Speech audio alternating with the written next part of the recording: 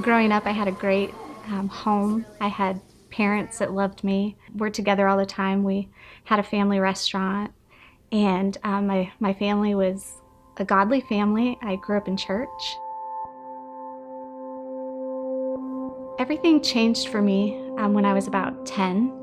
My dad committed suicide, and I moved away. My mom moved us away. From that point on, I just didn't have a lot of family. I didn't have my dad. I didn't have people, instilling values and godliness in my life. I had a mother that worked a lot, doing her best, working, and we kind of just raised ourselves. That led to a lot of bad relationships. I ended up becoming pregnant at 15, had my beautiful daughter at 16. Still just had a real heart deficit, a love deficit, not understanding what love was. I continued in that and became pregnant again at 19. I just started believing the lies that, that I was a failure, that I was no good. I didn't believe in abortion. I knew it was wrong. Something that seemed like something I never thought I would ever do. It became an option, and then once I started thinking on that, just believing the lie that this would fix my problem, that this would make it all go away. So I went. The fear just was so crippling. I just remember looking around the room in the clinic and just hoping that somebody would look me in the face and say, "Let's go. Let's not do this."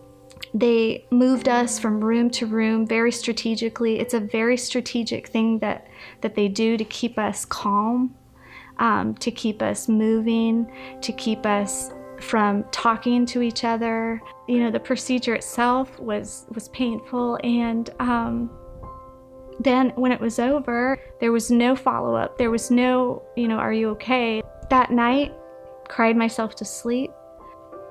Then I just stuffed it. I didn't want to think about it. I didn't want to talk about it. After that, it just wasn't talked about until many, many years later. I was about 2 or 3 years into my coming to know God, and He had healed my heart in some areas, and He had just been so good. And my pastor, actually, he challenged us as a church to spend some time with God and pray and ask Him, what is it that God's called you to do? What are you supposed to be a part of? Within a couple of days, on the radio, I heard the Heartbeats ad, and it literally listed 2 or 3 of those items. And I knew that God was just calling me to something. In order to volunteer, you have to fill out an application.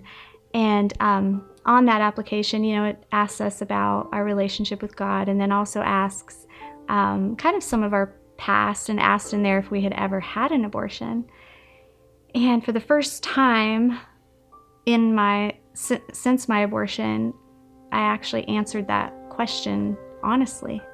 They encouraged me to go through Surrendering the Secret, which is for healing for women who have had an abortion. I really had to confront the issue of my choice and my decision, and spend time with Him, learning what He says about sin, what He says about forgiveness, talking to other women and surrendering it to God. I had never felt love in my entire life like I felt when I surrendered that thing. It was like I had breath for the first time.